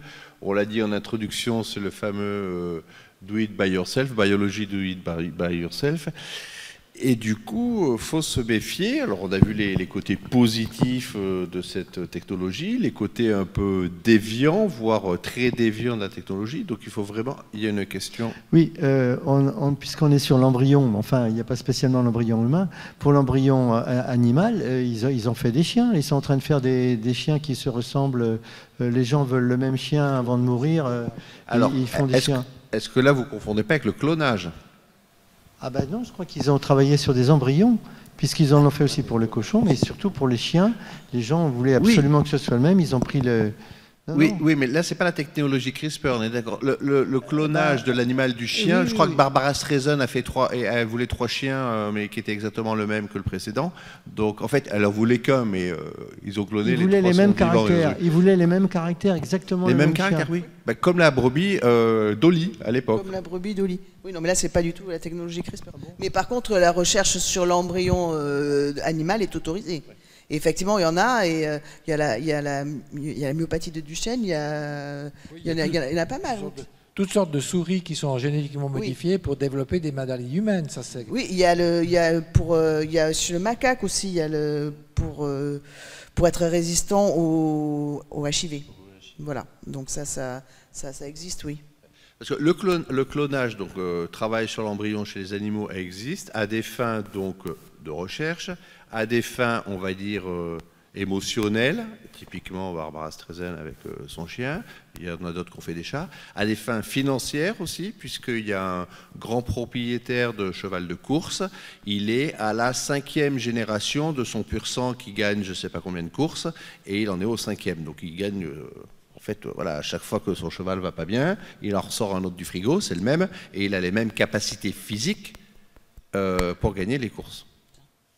Enfin, quand même, moi, je voudrais revenir un peu sur un côté, parce que là, on vous fait peur avec CRISPR et les embryons, sur un côté quand même positif, donc la drépanocytose. Citer la première patiente, Victoria Gray, qui a été traitée par ça. C'est une personne, je ne sais plus quel âge elle avait, une quarantaine d'années. Elle sortait plus de chez elle, elle était essoufflée, elle ne pouvait rien faire. Et on lui a modifié donc, ses globules rouges, on les a remis. Et depuis, je crois que c'était à peu près il y a 3 ans, et depuis, cette personne a repris une vie normale, a repris l'avion qu'elle ne prenait plus. Elle a même là, j'ai vu, parce qu'elle donne des nouvelles très récemment, elle est de nouveau caissière dans un supermarché, chose qui pour elle était complètement envisageable. Et voilà, elle a été soignée, mais effectivement, c'est elle qui est soignée, pas sa descendance. Elle peut transmettre. Mais bon, au moins on s'est soigné, donc c'est déjà quand même le côté très positif. Comme vous dites, il faut bien distinguer cette thérapie somatique, on soigne la drépanocytose chez une personne, et ces enfants auront la modification génétique délétère que ses parents ont si elle fait des enfants, et le traitement germinal où effectivement toute la descendance serait modifiée. C'est 2 logiques complètement différentes. Et les risques sont complètement différents aussi. Si ça ne marche pas bien, il n'y a qu'une personne qui est touchée, il n'y a pas une lignée. Et elle, pour expliquer, parce qu'on disait que c'était... Elle, on lui a sorti les cellules de la moelle osseuse, qui sont les cellules qui vont fabriquer les globules rouges et toutes les formules sanguines, et on a vérifié et on les a réinjectés. Donc il n'y a pas eu... voilà, ça s'est fait en dehors d'elle, et on lui a remis, mais il y a eu une vérification. On ne l'a pas injecté directement. Très bien. Alors, je me demande si on parle des organes humanisés rapidement, puisqu'en fait, pour finir sur vraiment quelque chose qui est très futuriste, malheureusement, il y a eu, bon, je ne sais pas s'il avait été modifié par CRISPR, là, celui qui a eu le cœur de cochon, mais ça n'a pas marché. Le monsieur, non. Le monsieur n'a pas été modifié. Le cochon. Non, pas lui, le cochon, pas le monsieur, le cochon. Le cochon, oui, le cochon. C'était par CRISPR qu'ils C'était par avaient CRISPR, oui. humanisé Le cochon, donc ils ont effectivement modifié le cochon pour produire enfin là, dans l'occurrence, c'est un cœur humanisé. C'est-à-dire que le cœur est plus petit pour qu'il n'y ait pas de rejet. Je ne me souviens pas tellement de gènes. Hein. Je ne sais plus trop quand le nombre. 5, je crois. Combien 5 gènes. Ouais, je crois que c'était 5. Voilà, 5 ouais. gènes qui ont été modifiés. Ils ont réimplanté. Je crois qu'ils ont réimplanté le cœur et il n'y a pas eu de rejet. Et il est décédé, ça a duré 2 mois, il a repris une vie un peu, il est décédé 2 mois après. Il faut ajouter aussi que, juste un détail de plus, il s'agit non seulement d'humaniser le cœur, mais de faire en sorte que le cochon ne puisse pas se transmettre certains virus qui sont intégrés à son génome et qui pourraient affecter l'être humain. Donc là aussi, ces gènes ont été désactivés pour qu'il n'y ait pas ce risque-là. Et là, par contre, on a le risque de souffrance animale parce que le porc au cochon, voilà. Donc là, c'est encore un autre sujet. J'ai une question là-bas. Alors, pour continuer un petit peu sur le cochon, que ce soit animaux ou plantes, on sait que le CRISPR peut être aussi faire des dégâts un petit peu ailleurs que la cible. Ça peut arriver. Donc, est-ce que ces animaux, par exemple ce cochon-là, est-ce que ce sont des animaux stériles? Ou est-ce qu'ils peuvent à ce moment-là, comme les plantes, quoi? Est-ce que... Je pense que le cochon, lui, il a été isolé et on n'a pas dû le mettre à reproduire puisqu'il était là juste pour faire un cœur. Donc, je ne pense pas qu'on les reproduit. Par contre, les plantes ne sont pas stériles par CRISPR du tout. Oui, c'est pas comme un OGM classique qui, en général... Non, elles ne sont pas du tout... alors, pour le moment, ce n'est pas obligé. Ça ne veut pas dire que l'industrie, l'agroalimentaire va stériliser pour qu'on rachète... voilà, ça, je ne sais pas. Mais ça serait surtout à des fins... Après, c'est ça, il faut voir qu'il y aura des fins quand même économiques qui sont... parce que CRISPR en soi ne coûte pas cher.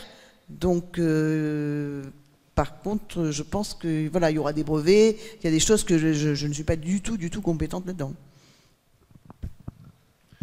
Ben, on est reparti évidemment aux plantes, hein, la boucle est bouclée, je crois, donc c'est bien. La soirée est bien avancée, il est un peu plus de 20 h.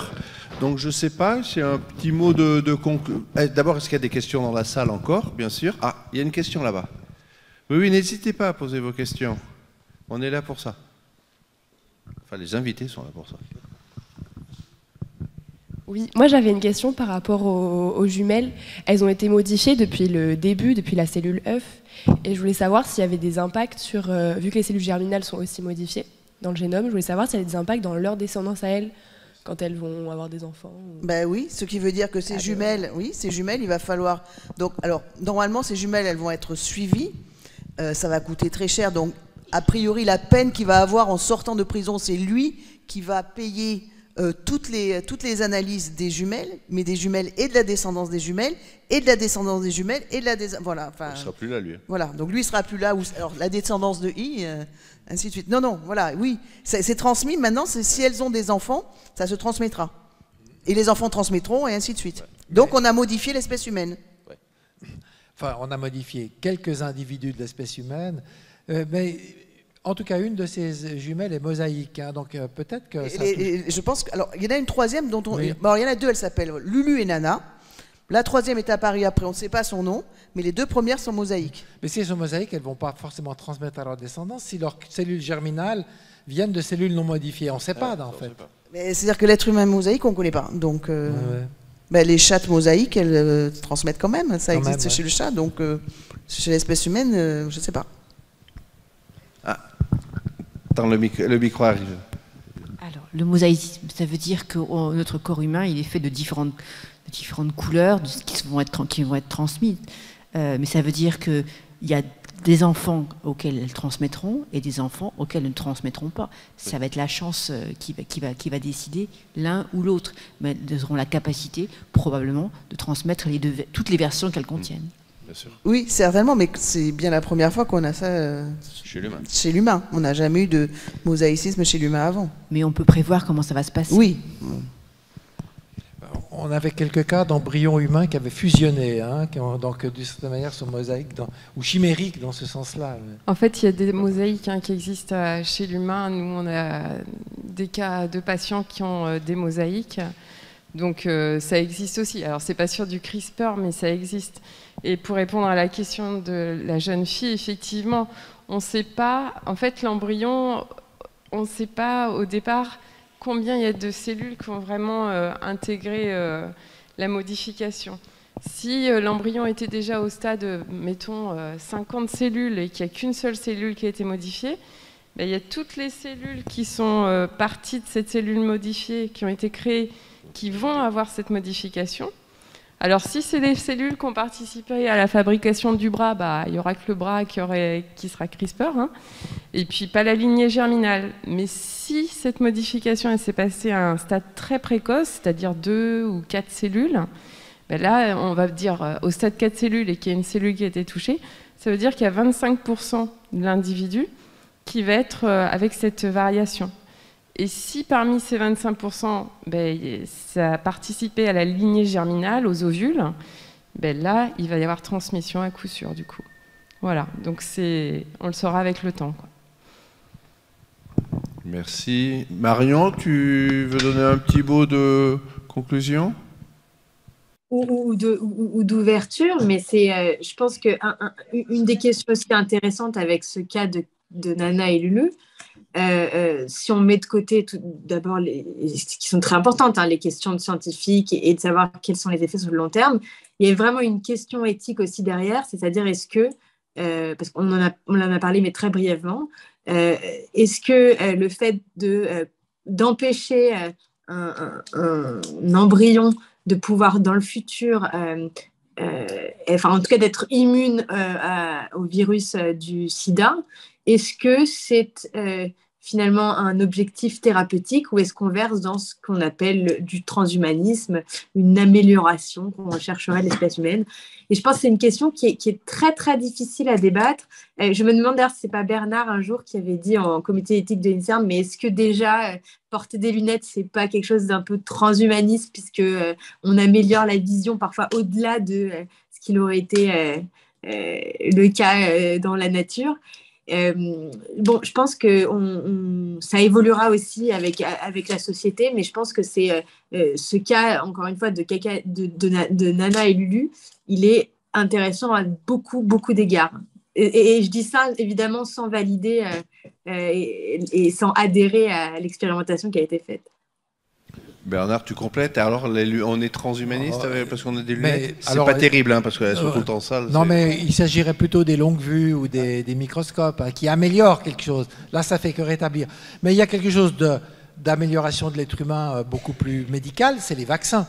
Les vaccins améliorent nos systèmes immunitaires. On en a assez parlé pendant 2 ans. Hein, et donc, c'est une mesure d'amélioration. Alors, toute amélioration n'est pas forcément du transhumanisme, qui est une espèce de vision pratiquement eschatologique de l'être humain, qui pourrait faire l'objet d'un autre débat, sur lequel j'ai quand même, si tu me permets de faire un peu de publicité personnelle, j'ai écrit un bouquin paru chez Vrin il y a 2 ans.